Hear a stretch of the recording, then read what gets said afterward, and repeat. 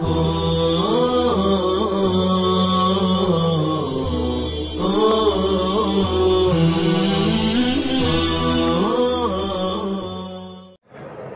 اللہ الرحمن الرحیم الحمدللہ رب العالمین والصلاة والسلام علی سید المرسلین وعلی آلہ واصحابہ الطیبین الطاہرین اما بعد۔ باب صدقۃ المرأة من مال الزوج۔ اس باب میں اس طرح کی روایتیں آئیں گی،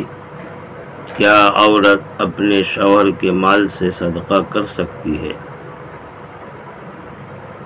اسی کے ساتھ خادم، خزانچی، گھر کے نوکر وہ اگر گھر کے مال سے صدقہ کرے تو کیا حکم؟ حضرت عائشہ کہتی ہیں کہ آپ صلی اللہ علیہ وسلم نے فرمایا کہ جب عورت اپنے گھر کے کھانے، غلے وغیرہ سے کچھ خرچ کرے غیر مفسدہ، درا حالے کہ وہ اسراف نہیں کرتی، فساد کرنے والی نہیں ہے،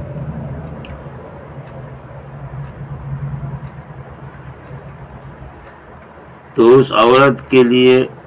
اس خرچ کرنے پر اجر ملے گا اتنا جتنا اس نے خرچ کیا، اور اس کے شوہر کے لیے اجر ہوگا جو اس نے کما کے گھر میں لایا تھا جس میں سے عورت نے خرچ کیا، اور خازن یعنی نوکر یا خادم، خزانچی جو تھا مال کا ذمہ دار، اس کے لیے بھی اسی طرح اجر ہوگا،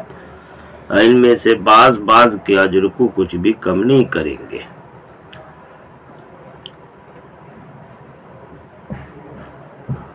عرب میں ہوتا یہ تھا کہ لوگ مال لا کر کچھ مال اپنی بیوی کے پاس رکھواتے تھے تاکہ ضرورت کے وقت اس میں سے صدقہ کیا جائے، عورتیں ضیافت کر سکے۔ حضور نے اس اچھی عادت کی حوصلہ افزائی فرمائی، لیکن ایک شرط یہ ہے کہ غیر مفسدہ، فساد کرنے والی، خراب کرنے والی نہ ہو، یعنی شوہر کے مال کو خراب کرنے کا ارادہ نہ ہو، یعنی بیجا خرچ نہ ہو، فضول خرچی کے طور پر نہ ہو۔ بہرحال اس روایت سے معلوم ہوا کہ عورت اپنے شوہر کے مال سے خرچ کر سکتی ہے،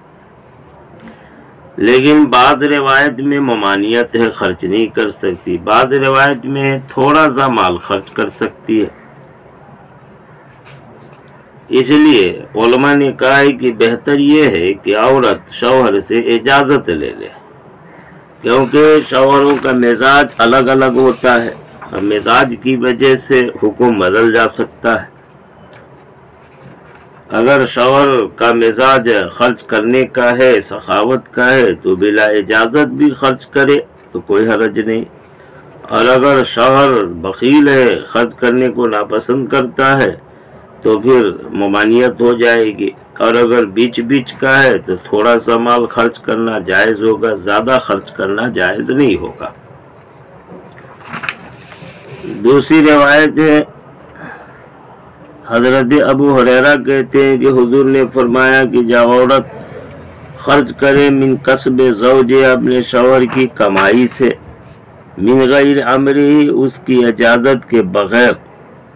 فلا نصف اجرہ، تو اس عورت کے لیے نصف اجر ہوگا۔ یہاں روایت میں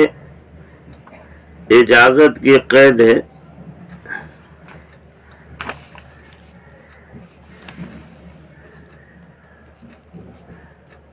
اس کا مطلب یہ ہوگا کہ اگر شوہر منع کر دے تو منع کرنے کی صورت میں عورت کے لیے اجازت نہیں رہے گی، شوہر کے منع کرنے پر خرچ کرے تو اس پر ثواب نہیں ملے گا۔ اب حدیث کا حاصل یہ ہے کہ معمولی سی چیز ہے جس کی اجازت شراحتاً یا دلالتاً یا اشارتاً شوہر کی طرف سے ہو جائے،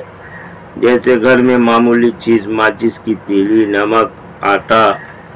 تھوڑے شکر وغیرہ تھوڑا سا پیسہ اگر شوہر کی اجازت کے بغیر عورت دے دے تو جائز ہے۔ بہرحال ساری حدیثیں اجازت ممانعت والی سامنے رکھ دیں تو حکم وہی ہوگا جو ابھی بتایا کہ شوہر کا مزاج مختلف ہوتا ہے، لہذا مزاج کی رعایت کر کے خرچ کرنے صدقہ کرنے کی اجازت ہوگی یا ممانعت ہو جائے گی۔ بہرحال یہاں عورت شوہر کی کمائی میں سے خرچ کر رہی تھی اور اس کی اجازت کے بغیر،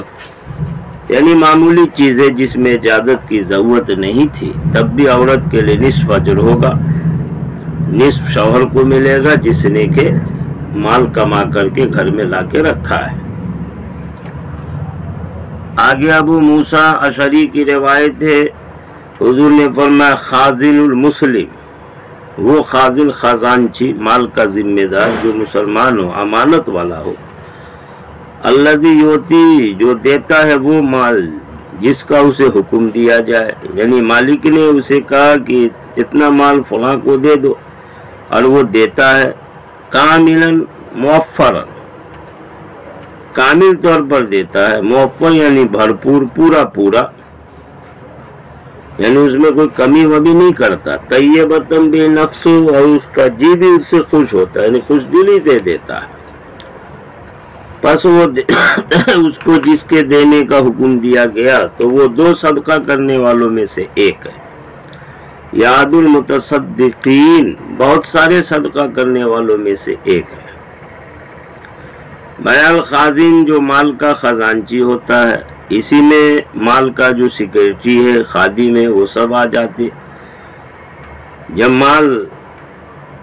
صدقہ کرنے کا ارادہ ہو مالک کا اور خود سے نہ دیکھ کر کے ان کو ذریعہ بنایا ہو، خازن کو، سیکریٹری کو، خادم کو، تو ان کو بھی ذریعہ ہونے کی وجہ سے ثواب ملے گا۔ لیکن روایت میں 4 شرطیں ہیں۔ پہلی شرط یہ ہے کہ جتنا مال مالک نے الگ کیا، دینے کا حکم دیا، ملازم اس کو پورا پورا ادا کرے، کمی نہ کرے۔ دوسری شرط یہ ہے کہ مالک نے جس طرح خوش دلی سے صدقہ کا مال دیا، ملازم بھی اسی خوش دلی سے اس کو دے، ایسا نہیں کہ مالک نے تو دیا اور ملازم جی بجبی ہو رہا، اس کو گرا لگ رہا ہے کہ یہ مال اس کو کیوں دیا جائے۔ تیسری شرط یہ ہے کہ جس شخص کو دینے کے لیے مالک نے کہا اسی کو دیا، یہ نہیں کہ اپنی مرضی سے جہاں تہاں دے دیا۔ چوتھی شرط یہ ہے کہ مالک کا حکم موجود ہو، اس کے حکم کے بغیر خادم نوکر اس طرح نہ کرتا ہو، مالک کی اجازت سے کرتا ہو، تو اس کے لیے بھی صدقہ دینے والوں جیسا ثواب ملے گا۔ متصدقین متصدقین دونوں کہہ دیا، 2 صدقہ دینے والوں میں سے ایک تو مالک ہے، ایک دوسرا یہ جو اس کا ذریعہ بنا، یا متصدقین جمع کا صیغہ، یعنی بہت سارے صدقہ دینے والے ہیں، ان میں سے ایک اس خادم کا بھی شمار ہوتا ہے۔ آگے کی روایت ہے جس میں حضرت عائشہ کہتی ہیں کہ ایک آدمی نے اللہ کے رسول صلی اللہ علیہ وسلم سے کہا کہ بے شک میری ماں افتلتت نفسہا، اچانک اس کی موت ہو گئی۔ افتلتت مجہول کا صیغہ، نفسہا مفعول ثانی ہو کر کے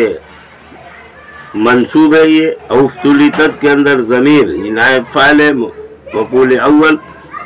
اچانک میری والدہ کا انتقال ہو گیا، یعنی کچھ موقع نہیں ملا کہنے کا۔ وَظُنُّهَا، مجھے اس کے بارے میں گمان ہے کہ اگر وہ کلام کرتی، اگر بولنے کا موقع ملتا، تصدقت، تو وہ صدقہ دیتی یا صدقہ دینے کی وصیت کرتی۔ فَهَلْ لَهَا أَجْرٌ، تو کیا اس کے لیے اجر ہے اگر میں اس کی طرف سے صدقہ کر دوں؟ قالت، تو حضور نے کہا کہ ہاں۔ معلوم ہوا کہ اہل سنت والجماعت کے یہاں نفلی صدقات کا ثواب میت کو پہنچتا ہے۔ البتہ احناف کہتے ہیں کہ عبادت بدنی ہے، عبادت مالی ہے، دونوں کا ثواب میت کو پہنچتا۔ اور شوافی کے یہاں مالی عبادت کا ثواب تو پہنچتا ہے، لیکن بدنی عبادت کر کے اگر ثواب پہنچائے تو وہ ثواب پہنچے گا کہ نہیں، شوافی کے یہاں اختلاف ہے۔ بعض شوافی کہتے ہیں کہ ہاں اس کا بھی ثواب پہنچتا ہے، بعض کہتے ہیں کہ اس کا ثواب نہیں پہنچتا ہے، وہ ثواب عبادت کرنے والے ہی کے لیے خاص رہتا ہے۔ بہرحال اللہ پاک ہم سب کو صدقہ کرنے، خصوصاً میت کی طرف سے خیر کا کام کرنے کی توفیق دے۔ وآخر دعوانا ان الحمد للہ رب العالمین۔